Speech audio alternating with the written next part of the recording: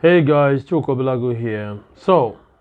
I'd love to talk about Ethereum, okay? Because I have a long history with Ethereum, because when I started my cryptocurrency journey, I started with TBC, the billion coin, okay? And when I created my first coin, it was on the Ethereum network, and that was in trying to figure out how to, you know, to understand the crypto space properly, because then we were being told a bunch of lies by the TBC admin that time.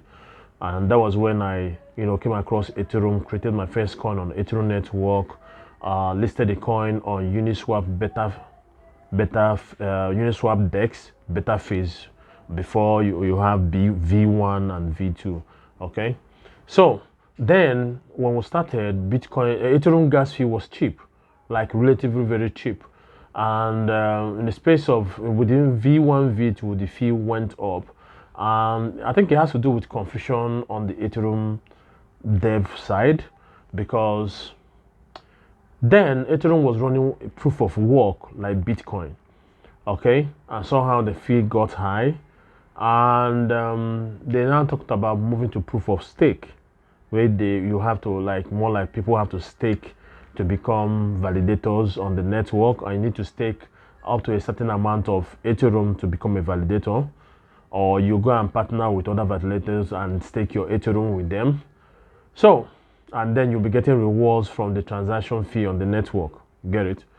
So, but at the point, I think Ethereum wanted to like use a different means, because they believe that other people are coming to the space. Then BNB came into the space as an EVM with their Binance Smart Chain, and then Ethereum wanted to like become the big boys in the whole decentralized finance space, and they allowed the high fee to stay because they believe it's one of the ways of securing the network. Are you gonna say then Solana was not in the picture? Okay, so to Ethereum, the high gas fee on the network was a way for them to secure the network. Meaning, if you are a developer and you don't have deep pockets, you can't develop on the network.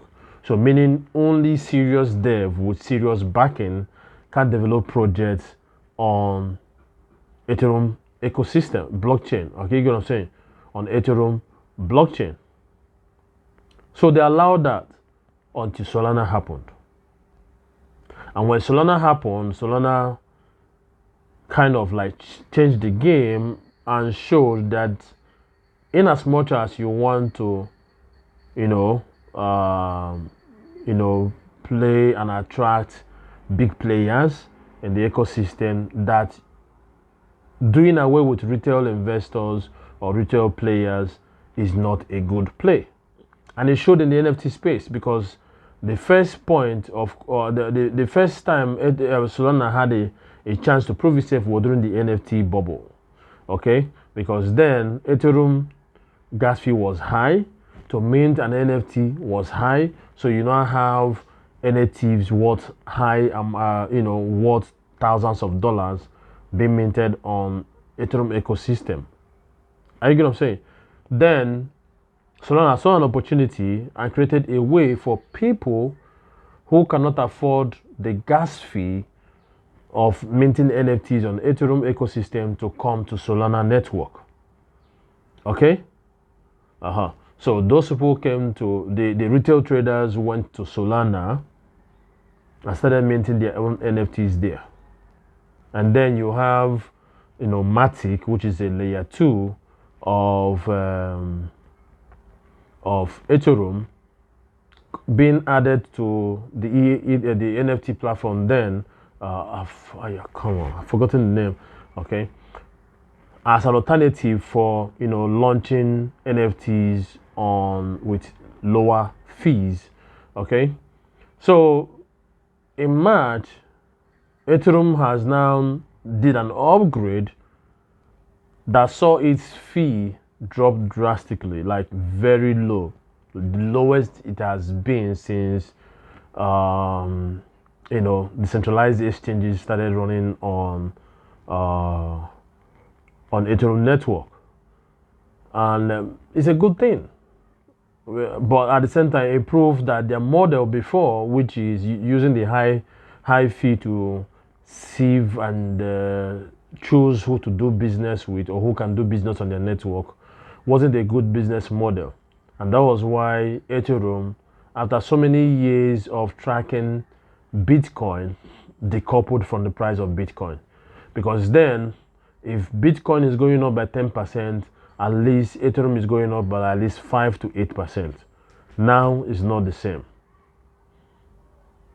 And a lot of people who bought Ethereum at its highest are currently at a loss. But it's not permanent unless they have sold. So the question now becomes, will Ethereum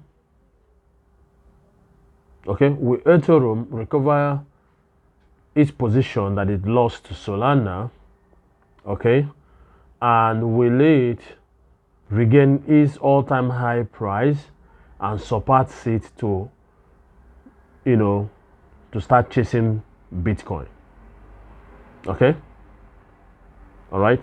So let me know in the comment section, do you think Ethereum will recover its all-time high and continue its upward trend and continues upward trend by tracking Bitcoin's performance? Let me know what you think in the comment section. Okay, all right guys, that's it for the video. Thank you guys for watching. Till I see you guys next time, take care and bye for now.